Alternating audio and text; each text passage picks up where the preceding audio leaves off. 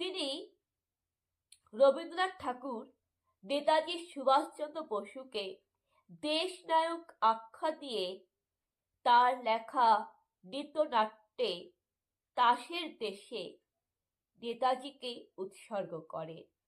সেই নৃত্যনাট্য তাসের দেশে তিনি লিখেছেন, স্বদেশের চিত্তে নূতন প্রাণ সঞ্চার করিবারে পুণ্যব্রত তুমি গ্রহণ করিয়াছ।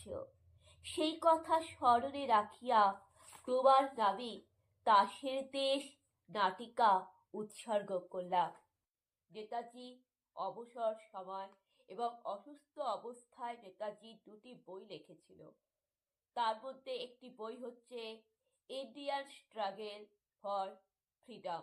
বন্ধুরা, এই ইন্ডিয়ান স্ট্রাগল ফর ফ্রিডম অর্থাৎ ভারতের স্বাধীনতা সংগ্রামে এই বইটা যদি আপনি পড়েন, নেতাজির সম্পর্কে আরো অনেক সঠিক তথ্য জানতে পারবেন, যেটা নেতাজি স্বয়ং লিখেছিলেন ইন্ডিয়ান স্ট্রাগল ফর ফ্রিডম।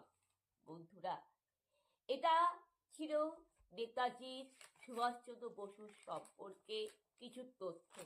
বন্ধুরা, প্রত্যেকটা দলেই কিন্তু নেতা থাকবে। হ্যাঁ, প্রত্যেকটা দলই নেতা থাকবে, প্রত্যেকটা ধর্মেও নেতা থাকবে, প্রত্যেকটা জাতি গোষ্ঠীতে নেতা থাকবে। নেতা তো যে কেউ হতে পারে। যারা পাশ করা শিক্ষিত তারাও নেতা হতে পারে, যারা অশিক্ষিত মূর্খ তারাও নেতা হতে পারে। কিন্তু বন্ধুরা, যিনি নেতাদের মন জয় করে, যিনি দেশের জন্য নিজের জীবনকে আত্মবলিদান দেন, নিজের জীবনকে বাজি রেখে নিজের পরিবারকে ত্যাগ করে, নিজেকে অস্বীকার করে সুখ স্বাচ্ছন্দ্য নিজের সুন্দর একটা জীবনকে ত্যাগ করে ভারত মায়ের জন্য, আমাদের জন্য, আপনাদের জন্য, স্বাধীনতার জন্য দেশ সেবায় নিজেকে নিযুক্ত করেন, নেতাদের মন জয় করেন, তিনি হলেন নেতাজি সুভাষচন্দ্র বোস। বন্ধুরা, তার মতো কিন্তু কেউ হতে পারবে না। তার কারণ নেতাজি একজনই ছিল, একজনই আছেন, একজনই থাকবেন। তিনি আমাদের সকল ভারতবাসীর হৃদয় আছেন। কারণ তিনি একমাত্র দেশের হিরো। হিরো তো সবাই হয়, সবাই দেশের নানারকম সিনেমা করে নায়ক হয়ে যায়, কিন্তু ভারতবর্ষের অধিনায়ক, ভারতবর্ষের যদি সুপার হিরো যদি বলি, সুপারম্যান, সুপার হিরো যদি বলি, সেটা হচ্ছে নেতাজি। কেন? নেতাজি নেতাজি নেতা সবাই হতে পারে, কিন্তু কেউ কিন্তু নেতাজি হতে পারবেন না।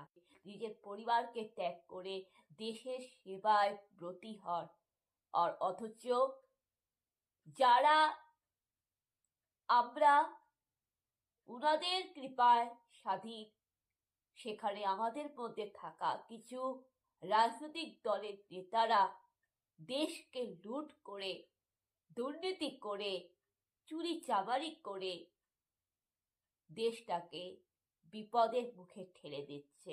বন্ধুরা, আজকে বর্তমানে নিউজ খুলে নানা রকম ক্রাইম, নানা রকম অরাজকতা দেখতে পাই। কিন্তু বন্ধুরা, বিশ্বাস করুন, আজকে যদি তিনি থাকতো, তাহলে এসব কিছুই হতো না।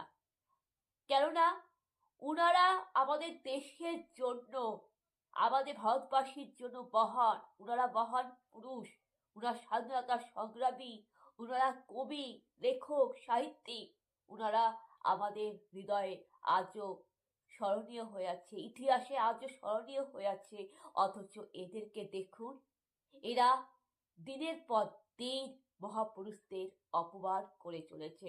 কখনো বিবেকানন্দকে অপমান করছে, কখনো রবীন্দ্রনাথ ঠাকুরকে অপমান করছে, কখনো রাজা রামমোহন রায়কে অপমান করে যাচ্ছে, কখনো নেতাজিকে অপমান করে যাচ্ছে। কোথা থেকে লেখা গেল যে স্বামীজি যুবরাজ। তাহলে এই জিনিসগুলো কি এটাই প্রাপ্ত? যারা আমাদের জন্য এত করলো, তাদের সম্মানটা কি এই প্রতিদান, মানে আমাদের জন্য এত করে শেষে তারা এই প্রতিদান পাচ্ছে যে কিছু সংখ্যক মানুষ এদেরকে ব্যবহার করে, দুর্নীতি করে এবং মহাপুরুষদের অপমান করবে। এর জন্যই কি তারা আমাদের ভারতের জন্য আদর্শের পথ, ন্যায়ের পথ দেখেছিল? বন্ধুরা, অন্যায়ের সাথে আফসোস করবে না। কারণ নেতাজি সুভাষচন্দ্র বসু একটি উক্তি তিনি বলেছিলেন, অন্যায়ের সাথে আফসোস করাটাও কিন্তু অন্যায়, অন্যায়ের প্রতিবাদ করতে হয়, তিনি কিন্তু বলেছিলেন। সবাই ভালো থাকবেন, সুস্থ থাকবেন। আপনাদের সবাইকে নমস্কার। জয় যিশু।